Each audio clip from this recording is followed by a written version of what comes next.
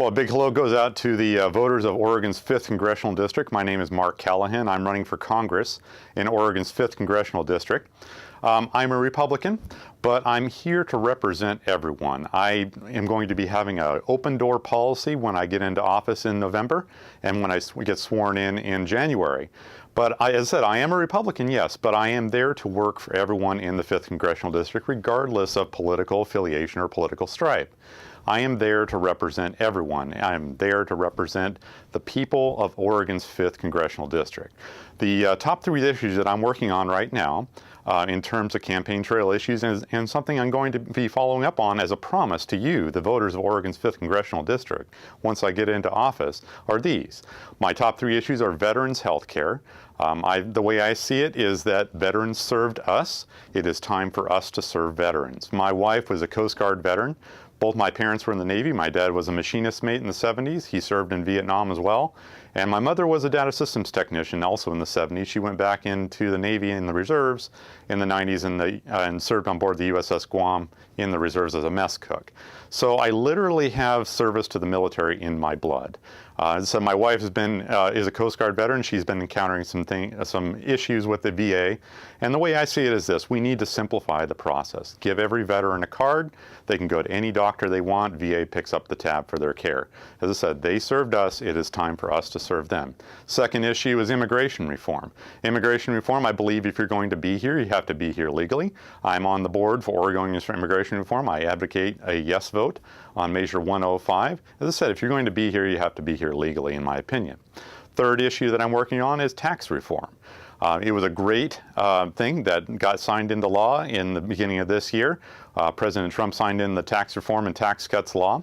I think it's a great experience because it gives Americans more money that they can spend on their own. And in my opinion, we as Americans and those in the 5th Congressional District can spend our money better than the government can spend our money.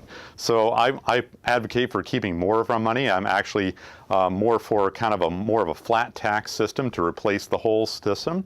So we can keep more of our money. We can invest in small business. We can invest in our children's education, and we can invest in our own family to build this country to the strong country it was and it will be in the future. I have a couple daughters myself, and Heather and Sarah, they're teenagers. I do have the gray hair to prove it up here, but I am a very personable guy. I've been all around this state. I ran for U.S. Senate in 2016.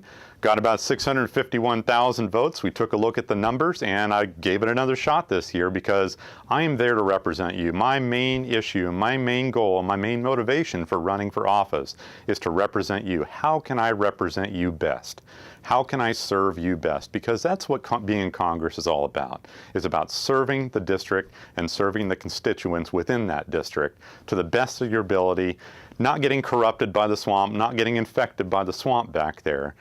But it's about serving the district and serving the constituents within that district the best way we can as congressmen and women. Again, my name is Mark Callahan. I'm running for Congress in Oregon's 5th Congressional District because I care. I care very much. I'm guided by the Lord God. I've accepted the Lord into my heart as my Savior. I'm a conservative.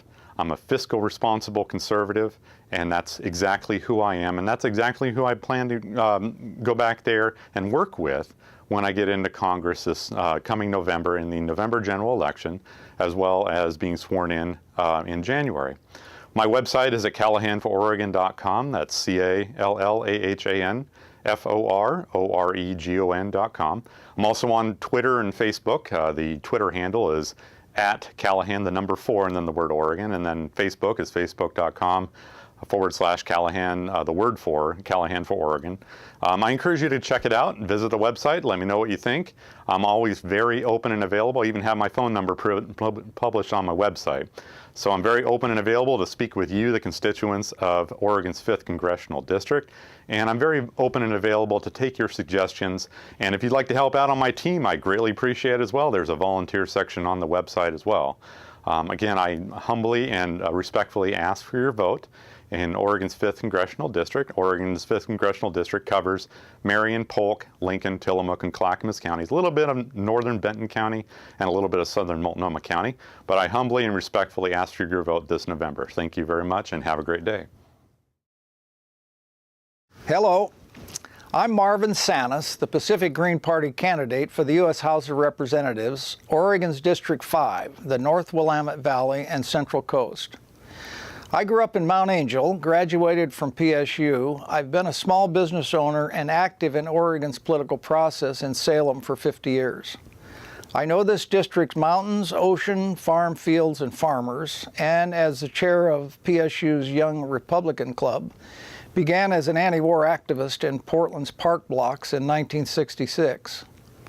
That war took 58,000 American soldiers, approximately 3 million innocent Southeast Asians, and the drug industry which resulted from that golden triangle of drug production took an untold number of drug abuse victims around the world. In October, we will begin our 18th year at war with the planet's fifth poorest country. The parallels with the Vietnam War are frightening. This war on terror is a fraud, perpetrated by the same ugly men and women who always prosecute these wars and the crippling, starving, blinding, burning, and murdering of third world children for money. I no longer blame the vicious, arrogant worst among us. These evil people will always be with us. Watching wars for half a century, I now know those truly responsible for these horrific crimes. The good people who watch this carnage in silence. This is the same war of bombing and media lying and congressional inaction and abdication of our responsibility. This war is a resource war, like all wars, and will continue until we demand our Congress and media confront this behavior of complicity and silence. One of the primary reasons we are in Afghanistan, 93% of all the world opium supply is grown in Afghanistan, and the crop is guesstimated by the United Nations Office on Drug and Crimes at a worldwide market of $60 billion. In addition, America's taxpayers are spending an estimated $60 billion to maintain our military presence in Afghanistan. And this cost is in addition to the defense budget. And that's just one of our wars. We don't talk about this war or its expense in lives and treasure. Our media rarely discuss this war. Our Congress continues to fund this war without question. Afghanistan is only one of the 7 countries we are bombing. AFRICOM, our new military logistics center for Africa, now calls our military operations in Africa cooperative security locations. And we and our media do not talk about this insanity.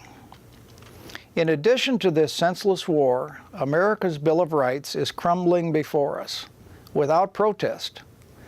I'm making this video on the 17th anniversary of 9/11, the seminal event in this republic's history, and discussion and question of 9/11 is ridiculed. How many Americans believe the dialogue we are getting on America's print, radio, and TV news? How can this democracy have consensus about war if we don't talk about war? War is not an industry. It is a black hole of America's treasure and third world children. Oregon is unique in providing easy ballot access for a minor party candidate. I filed to run so I may bring this issue to the voters of District 5, an issue that neither ruling party can discuss if they hope to win votes. We must have dialogue about these media events which are destroying our unity. I wish to make a statement for peace from Oregon's District 5. Please help me make this statement against continuing this fraudulent war of terror.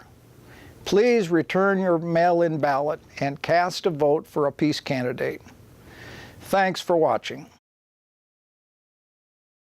Hi, my name's Kurt Schrader, and I'm the current representative for Congressional District Number 5. I've spent 30 years in the private sector as a veterinarian, small businessman, and farmer. I know what it's like to have to meet a payroll. Small business people know how difficult it can be balancing the needs of employees in your business with those of the family. I know what it's like to live with the consequences of Washington, D.C.'s actions. I'm coming to politics later in life, first serving on Canby's Planning Commission for a number of years, before being elected as a state representative, state senator, and now as your representative in Congress. I'm proud of what I've been able to achieve in Congress these last few years for you. I think I've got the right values, I've got the right priorities, and frankly, I've been very effective for our district and our state as well. I believe in shared prosperity. That means rural Oregon does as well as Portland. I've supported legislation to increase those jobs many rely on in rural Oregon, including agriculture, forest management, and our fishing industry. I was able to pass long-needed legislation fixing the endless cycle of fire borrowing to help prevent the devastating wildfires we've been seeing here in Oregon, and at the same time putting Oregonians back to work making a healthier forest. We need to provide equal opportunity for everybody. I've sponsored and passed legislation to expand opportunities for career and technical education programs, enabling states to align learning opportunities with in-demand jobs. And I sponsored legislation allowing students to refinance their college debt and support increasing funding for Pell Grants to keep college affordable. Everyone should have access to health care in this country. I led the charge against the repeal of the Affordable Care Act and developed a bipartisan fix to rising premiums and deductibles for Oregon's middle-class families. I fought against outrageous increases into prescription drug prices so people don't have to make that decision between food or life-saving medication. And I successfully passed the only legislation to reduce prescription drug costs in this Congress by encouraging competition between generic drug companies and streamlining the FDA process. I'm proud of what my office has done to help seniors and veterans cut through the red tape, returning over $5.5 million in stalled Social Security payments, delayed IRS refunds, and denied VA benefits. My Problem Solvers group has developed a bipartisan approach to fixing the ACA to keep premiums and deductibles down. It's come up with a bipartisan approach to the immigration crisis for our kids, businesses, farmers, and families. And we have an outline to rebuild America's aging transportation infrastructure. Leadership in D.C. has fought us on this, but we also have a plan for new leadership this next Congress that empowers members and you, not partisan political agendas. At the end of the day, I feel I've been very effective and worked very hard for Oregon. We need people who are willing to put their head down and get the job done. That's why I founded the Problem Solvers Caucus, consisting of 48 members of Congress, equally divided between Republicans and Democrats. It's the only forum in Washington, D.C., where folks from opposing parties sit down and work together. I'd like to continue to advocate for you, making sure that all of Oregon is able to share in our state's prosperity.